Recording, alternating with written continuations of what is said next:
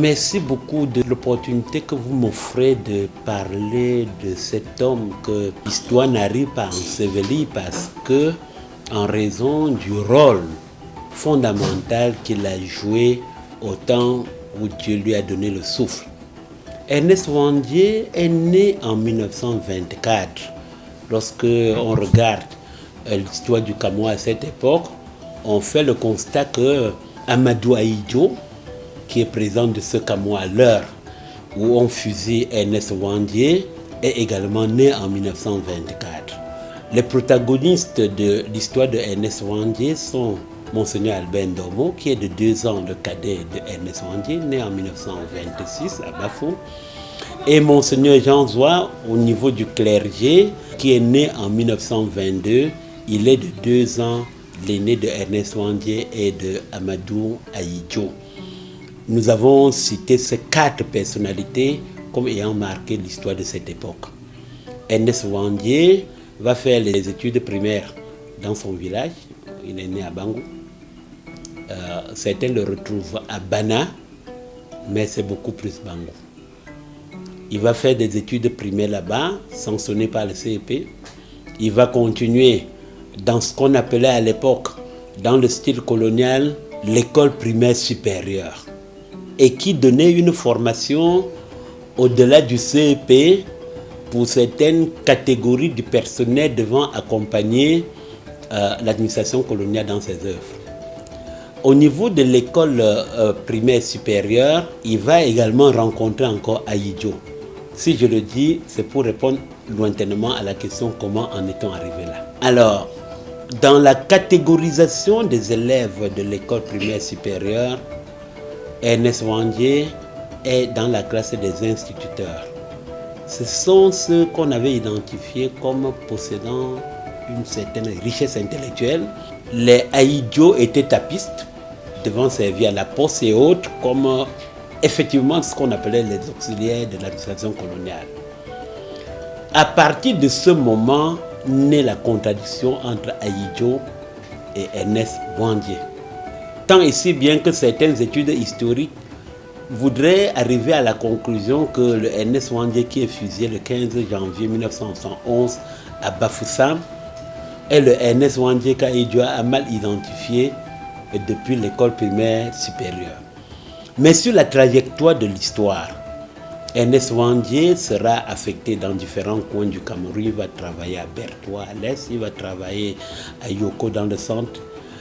Et à tous les points de ces affectations que l'administration coloniale considérait comme des affectations disciplinaires, les membres de l'UPC vont profiter pour semer les germes UP6. D'où la décision de les regrouper encore à Douala. Donc c'est en cela que Ernest Ouandié va finir sa carrière professionnelle à Nobel Douala. Et à partir de là, son adhésion à l'UPC qui est née en 1948 est telle qu'il continue à penser que c'est incompatible d'exercer cette fonction publique avec le combat nationaliste. Il va donc quitter, surtout à la faveur de la dissolution de l'UPC en 1955. Il fait partie de ceux qui vont prendre le chemin de l'exil pour continuer le combat afin que le Cameroun obtienne une indépendance proche de la souveraineté sollicitée par les nationalistes de l'époque. Il se rendra compte plus tard que l'administration coloniale française est en train de se comporter de manière à octroyer cette indépendance, entre guillemets maintenant, à ceux qui n'en avaient pas fait la demande. La preuve, c'est que en 1952, Rouben Oumniobé, secrétaire général de l'Union des populations du Cameroun, est dépêché aux Nations Unies par sa formation politique au lendemain du deuxième congrès ordinaire de l'histoire de l'UPC pour porter haut et fort les idéaux de son parti centrés sur deux concepts qui sont la réunification d'abord et l'indépendance ensuite.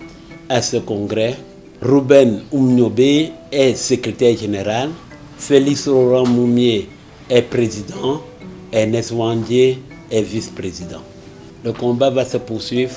Ernest Ouandié va circuler à l'étranger jusqu'au moment où, en 1960, ils apprennent que la France a proclamé ce qu'ils ont appelé l'indépendance bidon.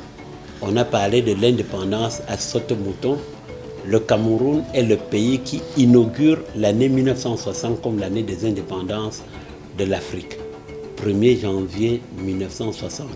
Il faut quand même préciser ici que les autres pays arrivent à partir du mois d'avril. Et le gros des pays arrive au mois d'août. Ça, c'est un chapitre dont on en parlera. Et Ernest Ouandié, dans cette quête de lutte, fait le constat de deux choses qui sont malheureuses pour l'UPC. L'assassinat de Rouben Oumniobé le 13 septembre 1958 et l'empoisonnement à Genève de Félix Roland Moumié. Il en arrive à la conclusion que si de dedans on est abattu et de dehors on est empoisonné, il vaut mieux rentrer et faire la lutte de l'intérieur. C'est donc fort de cette décision que Ernest Ouandié va rentrer au Cameroun en 1961. Il va faire la rencontre de Albert Ndomou, qui n'est pas encore évêque, et plus tard, Monseigneur Albert Ndomou, à partir de 1964, va prêter ses services à Amadou Ahidjo pour tenter de rallier Ernest Ouandié.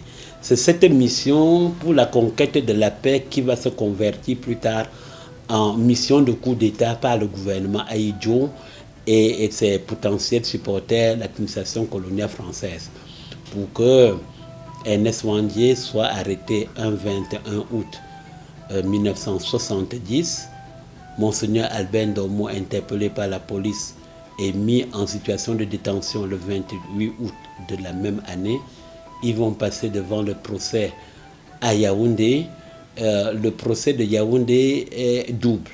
On a parlé de procès de la rébellion et du procès du complot. Et c'est dans le procès de la rébellion que Ernest Ouandié est cité pour avoir organisé des bandes armées qui ont détruit les cases, tué les militaires et des civils. Et au terme de ce procès, le 5 janvier 1971, Ernest Ouandié est déclaré condamné à mort. Il sera exécuté sur la place publique de Bafoussam le vendredi 15 janvier 1971.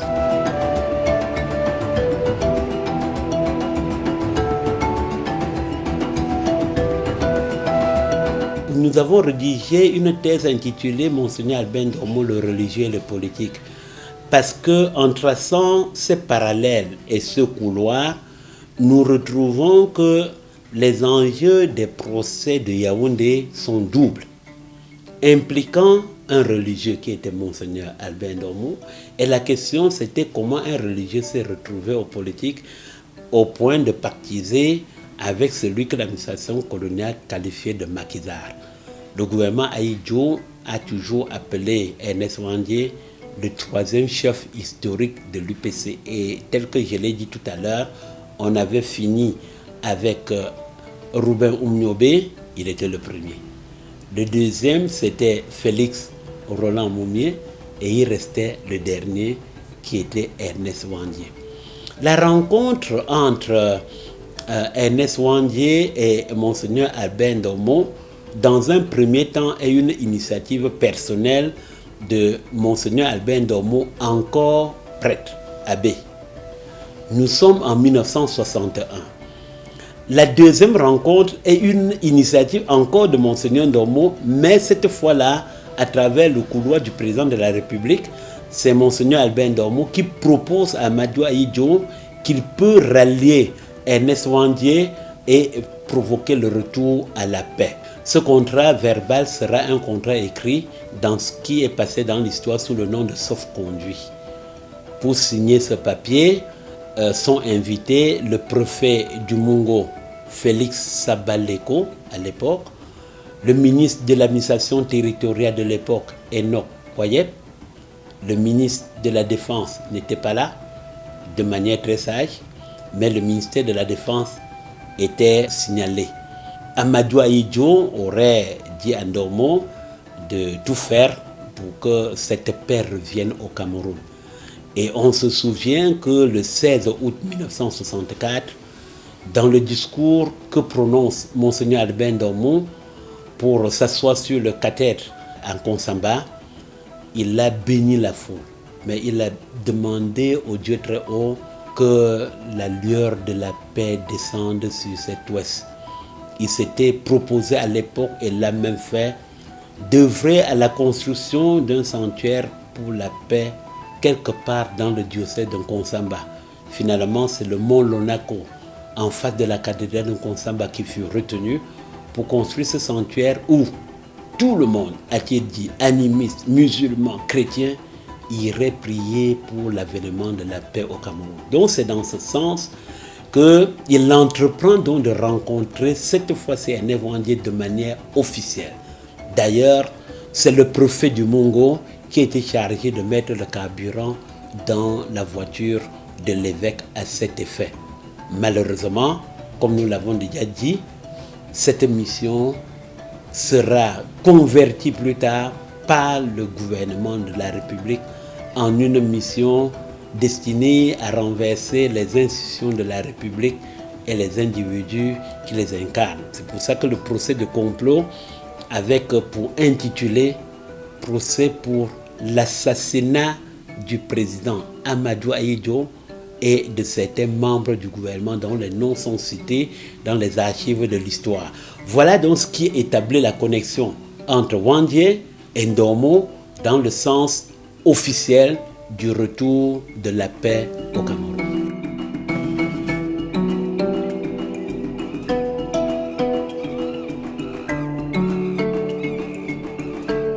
Quand nous parlons de vérité de l'histoire, on sait que ça peut être soumis à débat.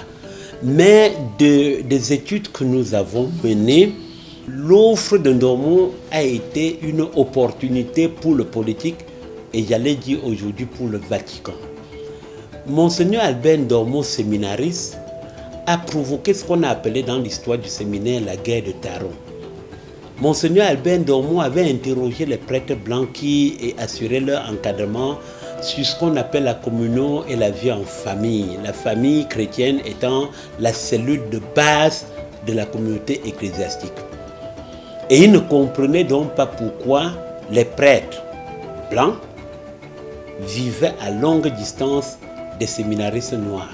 Il ne comprenait pas pourquoi la consommation du pain était interdite au séminaire.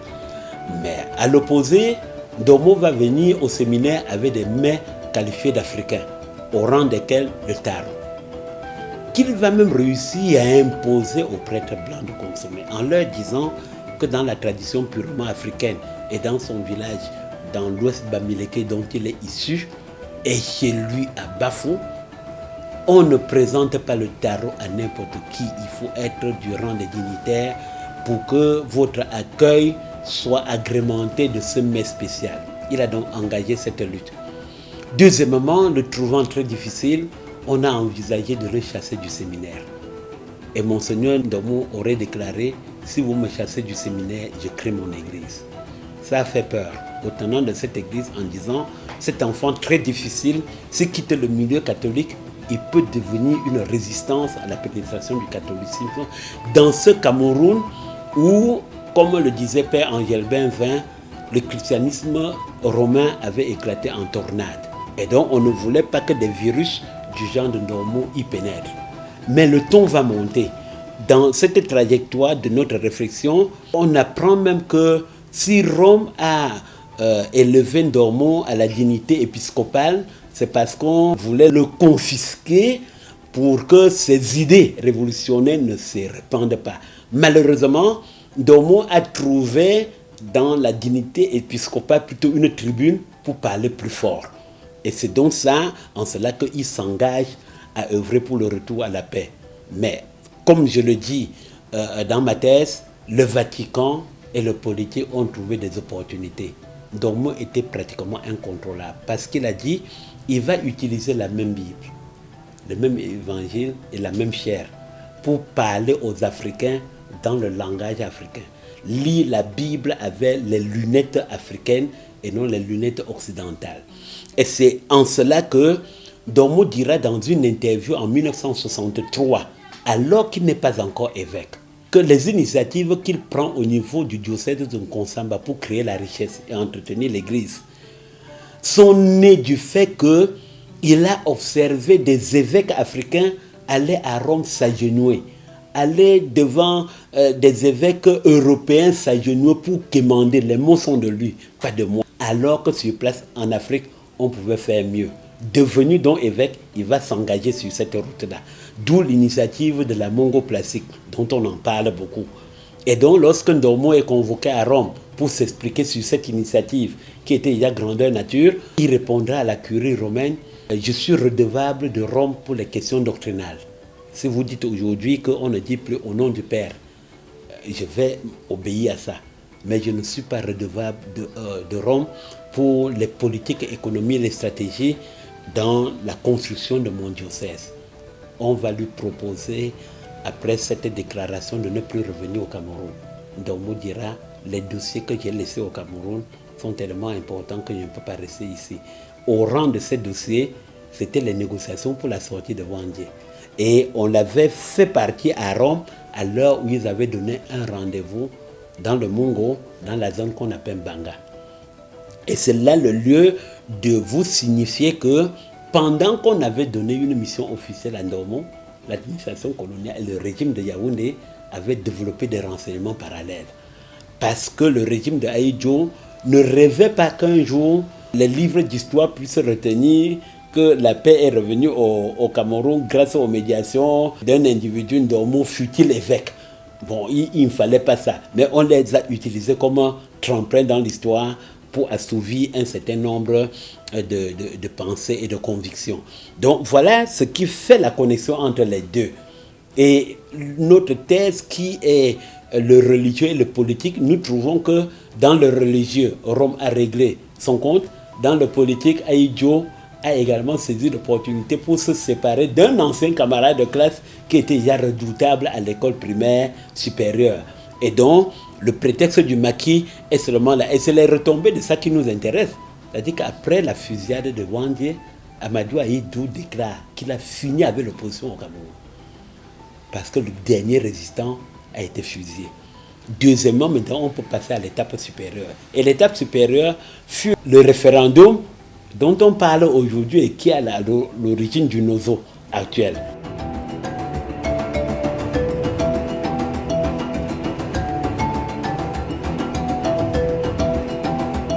Nous sommes en 1970, Ahidjo a fait 10 ans au pouvoir. Et comme je l'ai dit dans les déclarations précédentes, l'objectif de Ahidjo a été de nettoyer le fichier de l'opposition au Cameroun. Et cette opposition était incarnée par l'UPC. Et dans cette UPC, les trois figures majeures dont j'ai parlé, Rouben Oumnobé, Félix Roland Moumié et Ernest Wandje.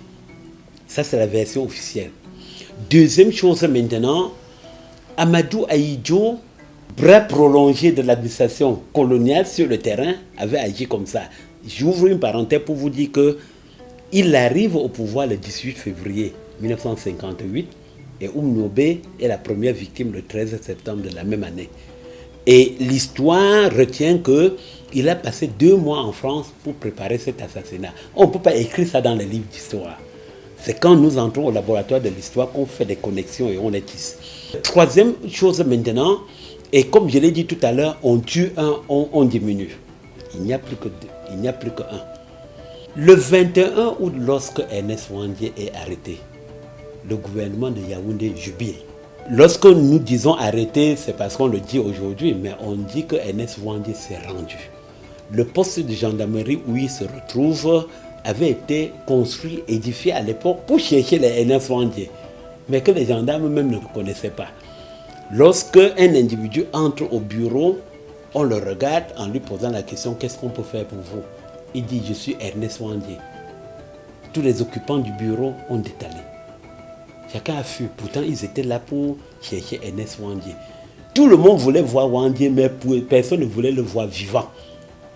Donc, lorsqu'on le retrouvait vivant, on était synonyme d'être mort soi-même.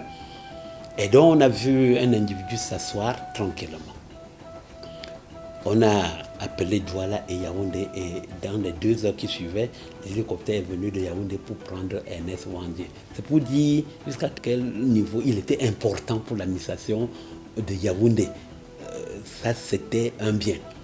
Plus tard, on va dire que les enquêtes ont démontré qu'il avait des connexions avec Monseigneur Albert Ndormo de par les archives qu'on a trouvées dans ses affaires et de ses propres déclarations à l'exploitation de l'enquête. Et c'est donc ainsi que quand Ndormo rentre de Rome, le 28 août, une semaine plus tard, ayant renoncé à la demande de Rome de rester à Rome, à sa sortie d'avion, il aperçoit dans les mains de quelqu'un la presse du Cameroun. Et avec à la une, Monseigneur Georges Siam, administrateur CD Pléna du diocèse de Nkonsamba. Ndormo lui-même dit, cette formule veut dire que le titulaire en poste n'est plus en poste. Et il a lu, il a esquivé le journal pour se rendre chez son confrère Thomas Mongo, évêque de Douala. C'est là-bas que la police vient l'interpeller en lui disant « Monseigneur, nous aimerions vous poser quelques questions avant votre montée sur Nkonsamba. » Donc, de demander ici ou ailleurs, on a dit au bureau. Il va les suivre et au bureau, on va lui dire « Monseigneur, vous êtes en état d'arrestation. » S'ouvre donc l'enquête. Pour répondre pratiquement à votre question, j'étais en train de construire comment c'est arrivé. Alors, l'administration se met en mouvement. Le 30 août, Félix Sabaleko, nommé entre-temps ministre de la Justice, en juin, 12 juin précisément. Quand nous remontons les cordons de l'histoire, on arrive à la conclusion selon laquelle ces procès étaient déjà dans les tiroirs. Ahidjo met les acteurs en place. Sadou Daoudou, qui était ministre des Armées, on l'envoie à la Mecque, mais c'est pourtant le tribunal militaire qui va juger ce qu'on va arrêter plus tard. Félix Sabaleko, qui était préfet du Mongo et qui mettait le carburant dans la voiture de l'évêque, est promu ministre de la Justice. C'est le premier gars originaire de l'Est du Cameroun à être nommé ministre plein dans le gouvernement. Et donc, comme nous le disions tout à l'heure, le 30 août, il va réunir dans la presse pour dire à la presse que ce n'est pas dans les habitudes d'un gouvernement d'expliquer ses actes. Mais en raison des rumeurs qui circulent autour de l'arrestation de Monseigneur Albert Ndormo, le gouvernement est obligé de faire une sortie. Et c'est donc au cours de cette sortie que Félix Sabaleko va révéler que l'arrestation, l'interpellation de Monseigneur Albert Ndormo naît du fait que, après l'arrestation de Ernest Ouandjé, on va trouver dans ces documents des choses qui montrent qu'il avait des relations avec l'évêque de Nkonsamba.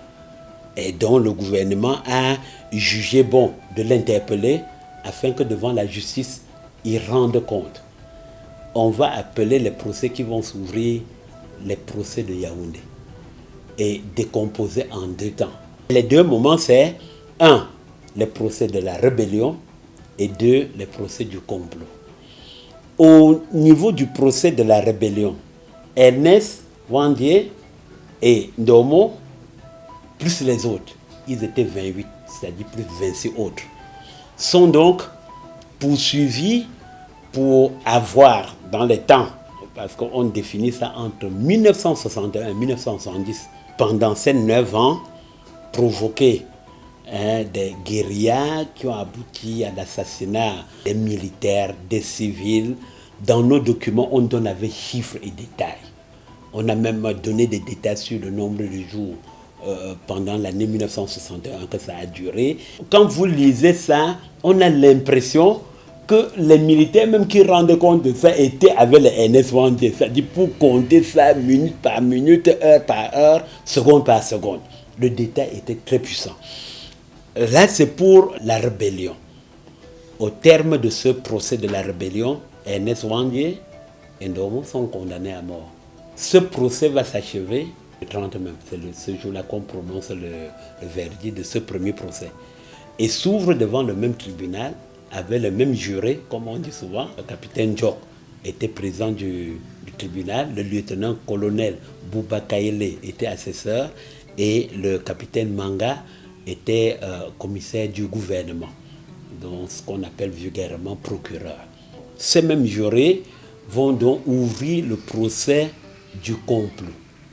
Le procès du complot est celui qui met Monseigneur Albert Ndomo au centre de l'affaire. Et ce procès vise donc l'assassinat du président de la République, quelques membres du gouvernement dont les noms sont même cités et qui entouraient Ahidjo dans l'exercice du pouvoir depuis 1960. Ndomo est accusé d'avoir donc réuni autour de lui certaines personnes au rang desquelles Tabe Gabriel, qu'on appelait alias Wambolo Courant, était un ancien séminariste qui a été même ordonné diacre. C'est celui-là qui vient dire à Monseigneur Albert Ndomo qu'il a rêvé que Saint-Michel-Archange était fâché du gouvernement du Cameroun et qu'un coup d'État était nécessaire pour renverser ce gouvernement et l'épargner du sang des Camerounais qui pouvait couler du fait de leur mauvaise gestion. Je résume ça comme ça. Et qu'il avait donc créé un groupe de prière appelé la Sainte Croix pour la rédemption du Cameroun. Et il sollicitait Monseigneur Albert Ndomo pour être le parrain religieux de cette association Sainte Croix. Il avait même dit ce que la prophétie lui a annoncé. Si on prie tel nombre de temps, telle chose va arriver. Monseigneur Albert Ndomo lui dit, je vais voir avant de croire. Et donc, se prête à ce jeu. Et lorsque ça ne marche pas, il lui dit, tu vois donc que ton affaire là ne tient pas la route. Il avait récupéré des mains des prêtres un certain nombre d'armes. Parce que l'un des soucis de Monseigneur Ndomo était que ce n'est pas compatible de dire le Seigneur soit avec vous alors qu'on est prêt à dégainer. Ce n'est pas compatible. Alors, ces vieilles armes ont été récupérées au cours de l'enquête pour présenter comme les armes de guerre. Il y a également des vraies armes que Fandiep, l'un de ceux qui sera tué, avait apporté sur les lieux de la rencontre pour voir si leur opération allait tenir. Mais au moment où on le fait, Ndomo n'est pas avec eux. Lors du procès, les avocats de la partie civile, je veux dire les Ndomo et autres, vont réussir à démontrer que, à l'heure même où il est devant le tribunal, le sauf-conduit qui lui avait été donné pour ramener, pour rallier Wandier, était encore en vigueur. 2, pour qu'il y ait bande armée, les termes utilisés par le gouvernement dans ses chefs-d'œuvre d'accusation, il faut qu'il y ait minimum 5 personnes. Or, à aucun moment, on avait trouvé 5 personnes dans ça. Mais toutes ces démonstrations n'ont pas suffi à convaincre le tribunal d'épargner les prévenus de la condamnation qui sera donc prononcée et qui donc envoie encore au poteau une fois Monseigneur Albert Ndomo, Takala Célestin, Tabeu Gabriel, Faustine Raphaël, Ndassé Mathieu.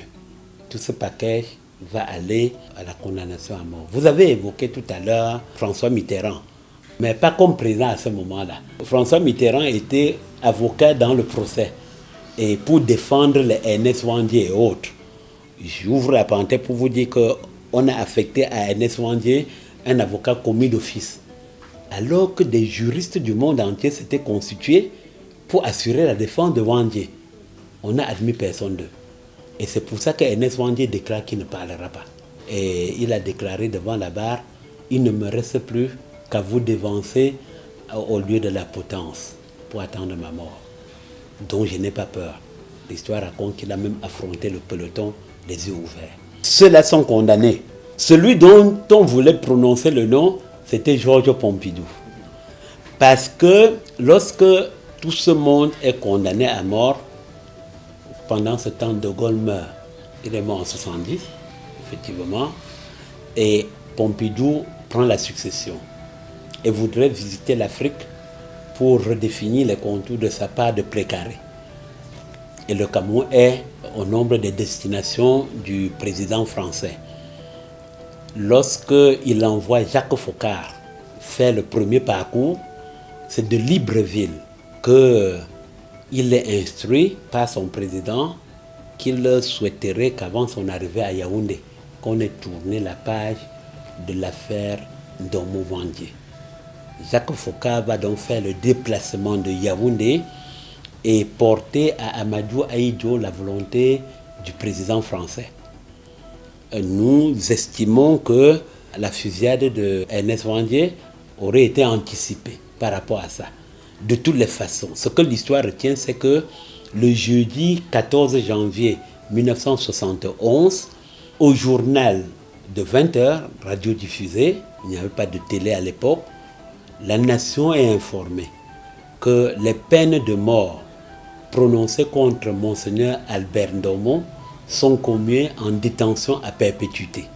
Les peines de mort prononcées contre Ernest Wandier, Faustine Raphaël et Tabeu Gabriel sont maintenues. Le lendemain, vendredi 15 janvier 1971, à la même heure, 20h, et dans le même cadre au journal, la nation est informée de ce que Ernest Wandier, Tabeu Gabriel, donc alias Wambolo Courant, et Faustine Raphaël ont été fusillés ce matin, vendredi 15 janvier 1971. Il était 10h à Bafoussam. Ainsi, on est fermé l'épisode de Wandier qui sera enterré non loin de l'église évangélique de Bafoussam Plateau maintenant, et la tombe coulée. Parce que l'histoire nous enseigne aussi que des esprits aussi puissants que ceux de Ernest Wandier comme ça là, leurs tombes sont coulées parce qu'on ne veut même plus que leur souffle sorte et se promène. Donc on coule la tombe avec cette image-là, qu'il peut continuer à hanter les gens. Et c'est pour ça que quand vous dites 50 ans, ça nous intéresse. Parce qu'on a coulé de béton, mais le nom de Wandier n'a pas disparu. Voilà la preuve, c'est que 50 ans plus tard, on estime que voilà des gens qui ont lutté pour la sauvegarde de la souveraineté qu'on n'a pas atteint jusqu'à l'heure où nous parlons. Et c'est même parce que cette souveraineté ne se présente pas dans sa configuration normale que ces noms continuent encore à retentir dans les oreilles et dans l'esprit de certains nationalistes africains comme des faits de tout à l'heure et servent donc d'inspiration.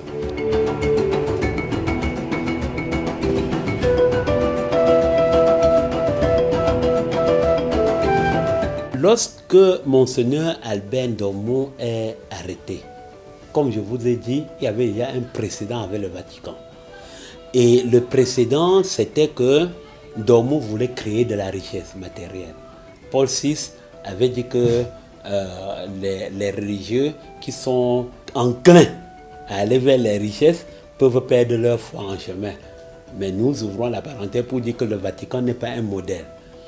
Pourquoi? Parce que en remontant la pente de l'histoire, nous avons constaté que quand le schisme naît entre l'Église catholique d'Orient et l'Église catholique romaine d'Occident, l'Orient coupe les vivres, Rome n'est plus ravitaillée.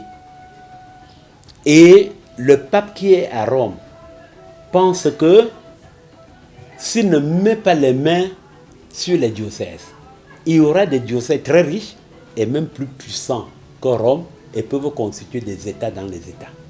À partir donc du XIe siècle, sous le pape Grégoire VII, Rome se répand sur les églises.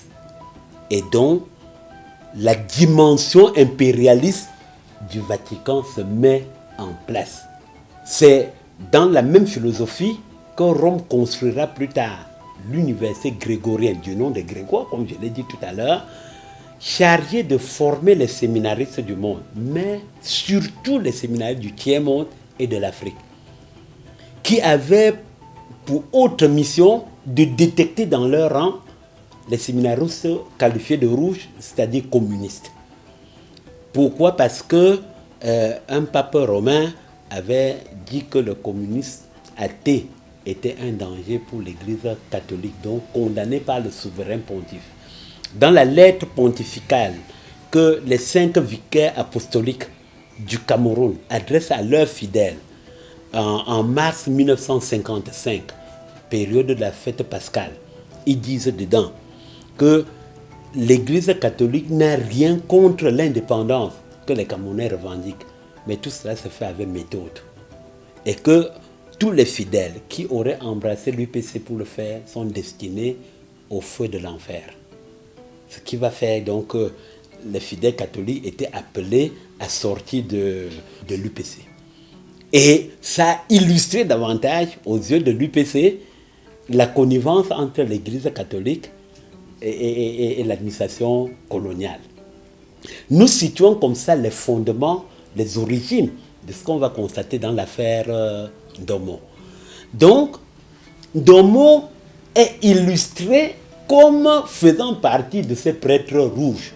D'ailleurs, Monseigneur Jean Zois le dit dans la lettre qu'il adresse à l'archevêque du Québec, en lui disant « Tiens-toi à distance vis-à-vis de cet évêque rouge qu'on vous envoie. » C'était une parenthèse. Après le procès, Monseigneur Ndomo est donc condamné à mort. Le Vatican va écrire et même faire une déclaration qui est passée à l'imagerie populaire. Tuez Ndomo, mais envoyez-nous l'évêque de Konsamba. Dans notre thèse, nous disons que le Vatican verse les larmes de crocodile. Parce qu'en fait, ayant consulté personnellement tout ce que la presse, La Croix, le journal La Croix, qui était un journal catholique, a rédigé sur l'affaire Albert Ndomo et Ernest Wandier, il est écrit que le Vatican suivait minute par minute ce qui se passait au Cameroun. Il est écrit que c'est Monseigneur Jean Zois qui, le premier avant le gouvernement du Cameroun, va porter au Vatican le dossier concernant l'affaire Ndomo au Cameroun. Il y a ceux qui, dans l'histoire, ont estimé que Monseigneur Jean Zois, se comportant de la sorte, était un traître par rapport à ce que je vous ai dit concernant l'université grégorienne, où Monseigneur Jean Zois a fait ses études. Il n'a agi que conformément à ce qu'on leur a enseigné là-bas. C'est dans le regard nationaliste qu'on dit qu'il a trahi une cause. Et donc, l'ensemble des évêques du Cameroun avaient été appelés par le nonce Galina à soutenir Ndomo dans le processus. Monseigneur Jean Zois lui dira qu'au Cameroun, l'Église catholique romaine ne saurait se confondre à un évêque. De toutes les façons, et en résumé, lorsque, par des pressions diverses, des lettres des autres évêques du monde, Amadou Ahidjo finit par valider la thèse de l'élargissement de Monseigneur Albert Ndomo. Ça va donc se dire, comme je l'ai dit tout à l'heure au journal, mais à la condition que Ndomo ne cohabite plus avec Ahidjo sur le territoire du Cameroun. Il sera donc maintenu en détention à Tcholiré, dans le nord. Ahidjo ne les appelait pas prison. Ahidjo avait trouvé un nom générique, CRC, Centre de rééducation civique. Ahidjo ne considérait pas Ndomo comme un danger, mais il disait seulement que c'est un gars mal formé, mal éduqué, et qu'on peut les remettre là-bas pour les retaper, pour qu'ils deviennent des citoyens viables. Mais pourtant, Ndomo va passer 6 mois là-bas, enchaîné sur un lit. 6 mois, enchaîné des pieds et des mains sur un lit. Les Ernest Ouandié seront dans les prisons de Mantoum, donc de toutes les façons, ils sont éparpillés sur l'ensemble du territoire. Dans les prisons célèbres, Mantoum était la prison la plus célèbre, avec une capacité de 8000 places. Ndomo va rester là-bas le temps d'une négociation avec Rome. En 1973, Ndomo accepte de démissionner de sa charge épiscopale. C'est à cette condition que son élargissement est donc prévu. Mais comme nous l'avons appris en histoire, l'homme politique ne pose pas des actes gratuits. Le gouvernement de Yaoundé va attendre la perspective de la fête nationale du 20 mai 1975 pour poser un acte salvateur. Le 14 mai, donc 6 jours avant l'événement, Ahidjo signe un décret qui porte donc élargissement de Monseigneur Albert Ndomo et son envoi en exil au Canada. Il y a eu un débat autour du choix du lieu. Ils ont indiqué un certain nombre de pays africains. La Côte d'Ivoire était parmi. On a parlé de la France. Ces pays ont été un peu écartés pour 2 raisons. Premièrement, Ahidjo y va souvent. Et dans la tête d'Ahidjo, la cohabitation n'était pas possible au Cameroun, mais ce n'était pas souhaité aussi là où il passe tout le temps de ses loisirs. Mais dans l'intervention, la communication de Monseigneur Albert Ndomo, il semble qu'il aurait été consulté. Pourquoi? Parce qu'il dit qu'il a choisi le Canada parce que les Canadiens avaient œuvré longuement et densément à la construction du diocèse de Konsamba. Moi-même qui vous parle, je suis un produit de ces Canadiens, ayant fait mes années au Collège Saint-Paul, fondation des écoles de la congrégation des frères des écoles chrétiennes. Et Ndomo dit donc qu'il a souhaité aller finir ses jours là-bas. C'est lui qui le dit parce que parmi les conditions formulées par Ahidjo, il a dit que dès que Ndomo sort de prison, il part par le premier avion. Et à sa sortie d'avion, Monseigneur Ndomo a déclaré « Je ne peux pas partir sans parler avec Ahidjo ». 2 jours après, il était reçu par Ahidjo. Et selon son propre récit, il a demandé à Ahidjo « J'apprends que tu m'envoies en exil ». Ahidjo n'a pas répondu. Et il lui pose encore la deuxième question: pour combien de temps? Il lui répond à ce moment-là: va d'abord et on verra. Et Ndomo de conclure: j'ai compris que c'était pour toujours. Et il lui a dit: ça veut dire que les choses qui étaient entre nous ne se sont pas arrangées. Jusqu'aujourd'hui, on ne sait pas de quoi il était question entre eux. Ce que mes recherches ont permis de savoir, c'est qu'il a publié un bout de papier comme ça, quelque temps avant sa mort, intitulé « Je ne peux plus me taire ». Peut-être qu'il préparait des révélations. Il partira donc au Canada, où il va rester jusqu'à mort s'en suivre. Mais j'ouvre une parenthèse très importante pour vous dire que dans l'intervalle, Ahidjo même va quitter le pouvoir en 82. Ndomo est encore vivant. Lors d'une rencontre avec le président Paul Biya, le président Paul Biya va lui proposer de lui donner un passeport camerounais pour son retour au Cameroun. Monseigneur Albert Ndomo de lui dire: vous êtes juriste. Le président Paul Biya dit oui. Il dit bon, il faut donc jouer sur le parallélisme des formes. Si c'est un décret qui m'a mis hors du Cameroun, c'est un autre décret abrogeant les dispositions de ce décret qui devait faciliter mon retour. Conclusion: Monsieur le Président, il vous est plus facile de signer ce décret que de me donner un passeport. Parce qu'en signant ce décret, le passeport va venir seul. Mais un passeport ne me donne pas le droit de séjourner au Cameroun avec un décret présidentiel encore en cours, non abrogé. La parenthèse, c'est de vous dire que jusqu'à sa mort, 10 ans plus tard, Ndomo n'a jamais bénéficié de ce décret d'élargissement. Il va faire 17 ans au Canada. On va le retrouver dans les bagages du pape Jean-Paul II, effectuant sa première visite au Cameroun, mais aussi la première visite d'un pape au Cameroun, du 10 au 14 août 1985. Vous me donnez là l'opportunité de vous faire une révélation que les livres d'histoire n'écrivent pas. Pourquoi Monseigneur Albert Ndomou rentre au Cameroun et dans la suite d'un pape romain? Première raison, le Cameroun fait figure d'une exceptionnalité dans l'histoire de l'Église catholique romaine en Afrique et singulièrement dans notre pays. Le Cameroun a eu le premier évêque noir de l'espace français en Afrique. Premier évêque noir, Paul Etoga. Le Cameroun a eu le deuxième évêque noir du même espace à l'intervalle de 3 mois, Monseigneur Thomas Mongo. J'ai utilisé tout à l'heure l'expression « le christianisme a éclaté en tornade ». Pourquoi ces nominations venues du Vatican? 2 raisons. Premièrement, pour reconnaître que le christianisme était en train de se répandre.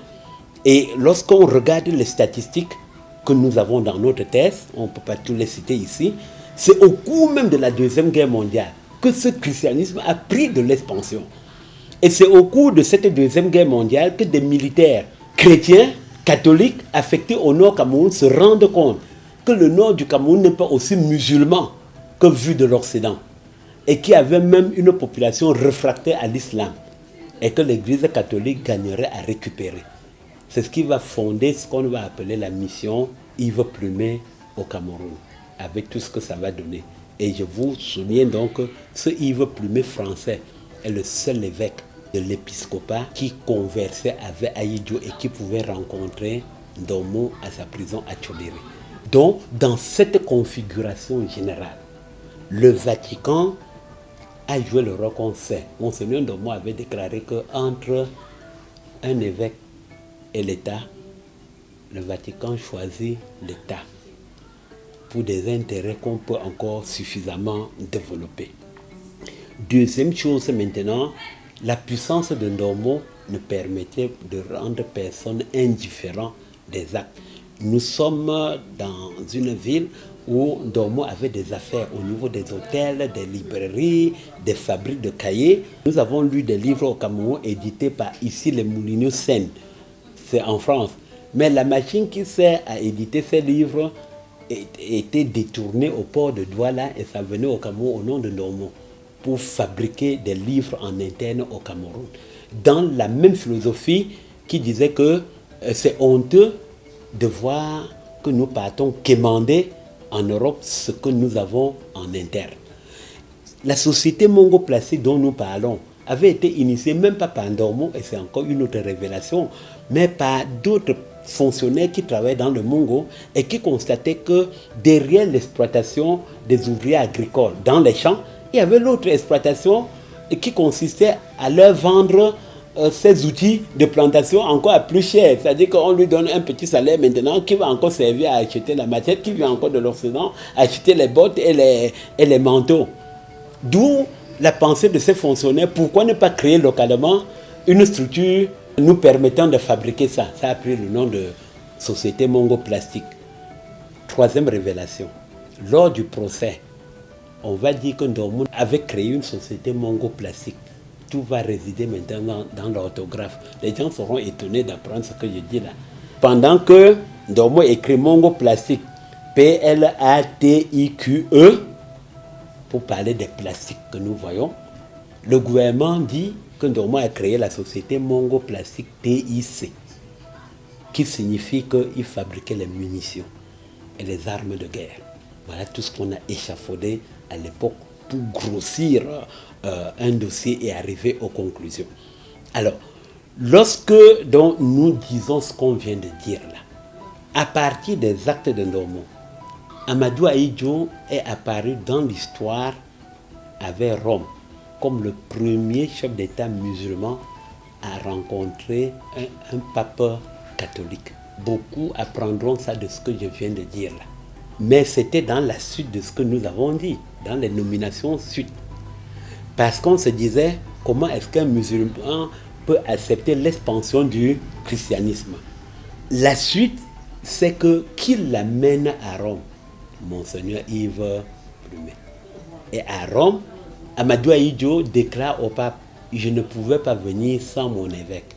Nous disons dans notre thèse que cette déclaration avait montré toute l'ignorance qu'Ahidjo avait dans la diplomatie du Vatican. Parce qu'en fait, ce n'est pas lui, Ahidjo, qui allait au Vatican.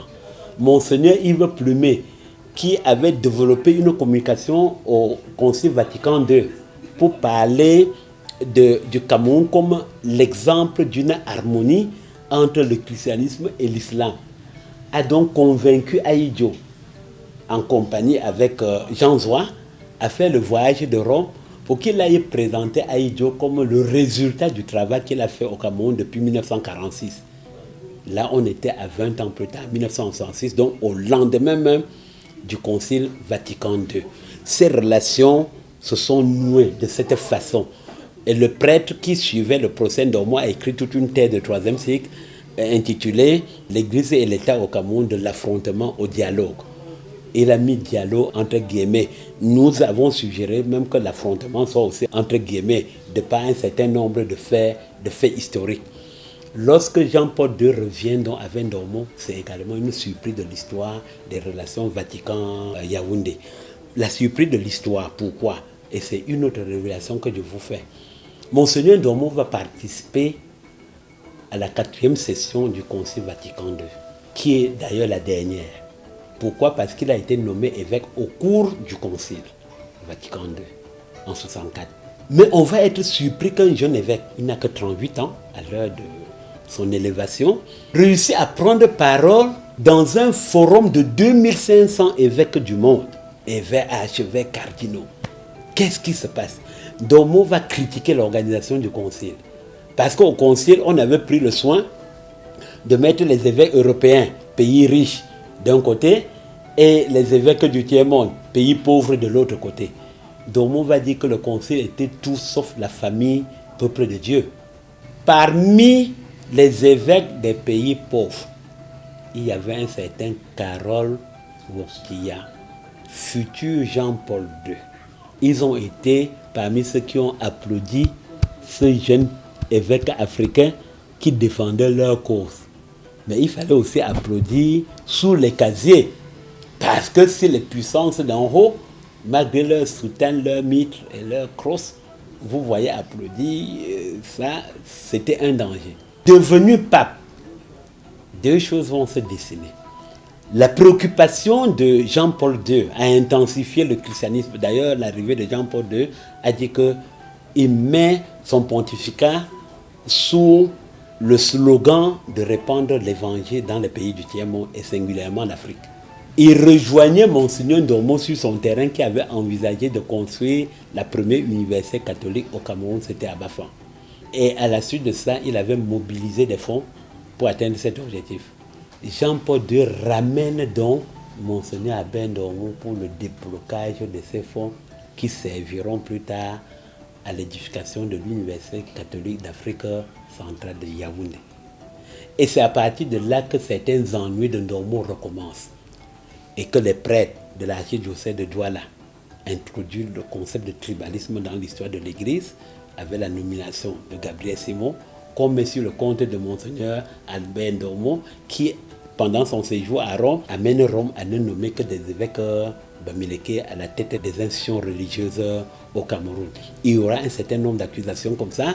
On va dire que peut-être qu'il sera le futur recteur de l'université catholique en construction de par ses avoirs financiers dans la réalisation du projet. On va dire un certain nombre de choses. Encore que Jean-Paul II lui avait confié une mission d'étudier la question du célibat au sein du clergé. Il a lu un document de 14 000 pages qu'il a synthétisé en moins de 100 pour résumer les grandes pensées. La pensée est encore en cours, puisque le clergé catholique est encore célibataire. Pour toutes ces raisons, il a été affublé de toutes ces accusations. C'est pour ça que j'ai dit tout à l'heure déjà qu'à l'heure de mourir, il a écrit un document « Je ne peux plus me taire ». Et dans ma tête, j'ai dit « Et on l'a tué ».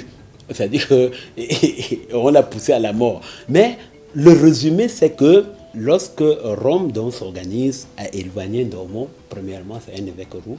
Deux, la révolution opérée au sein de la papauté qui voit arriver au pontificat le premier pape originaire de l'Europe de l'Est, donc de Pologne, introduit ces nouveautés-là.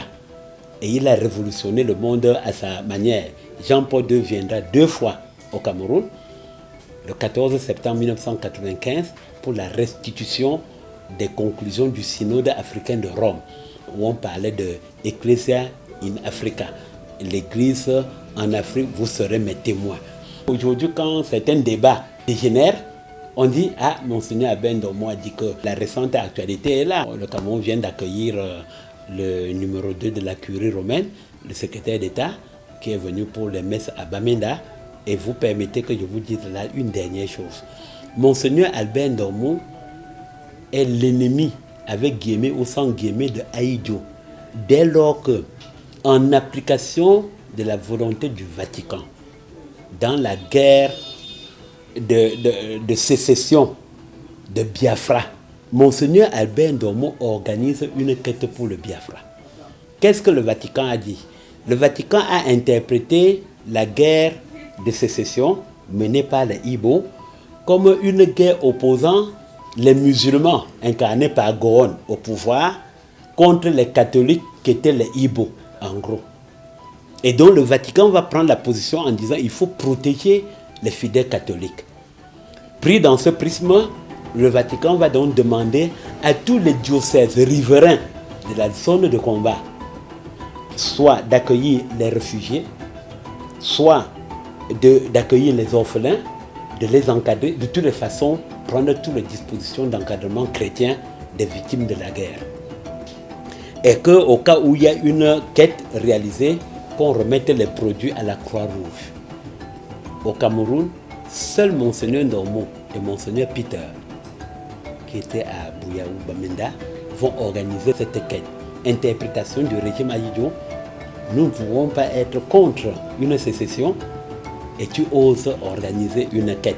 La question lui a été posée même dans sa ville natale à Tchan, lorsqu'il faisait la tournée diocésaine pour expliquer le bien fondé de cette quête.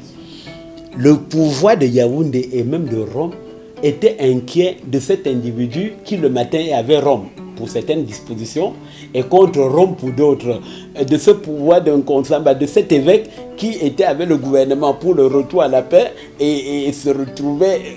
C'est cet homme d'une ambivalence multiple qui était sujet à caution et ne laissait personne indifférent. Le secrétaire d'État du Vatican qui arrive chez nous aujourd'hui n'est pas une inauguration en termes de relations entre l'église romaine et l'église qui est au Cameroun. Nous avons regardé, observé même que le combat qui se faisait entre Monseigneur Albert Ndomo et Monseigneur Jean Zoua pour le titre de cardinal a été viré par Rome et placé sur cardinal Toumi, qui est quand même anglophone. Et malgré sa retraite, il n'est toujours pas remplacé. Et on a vu quel rôle il a joué dans la crise.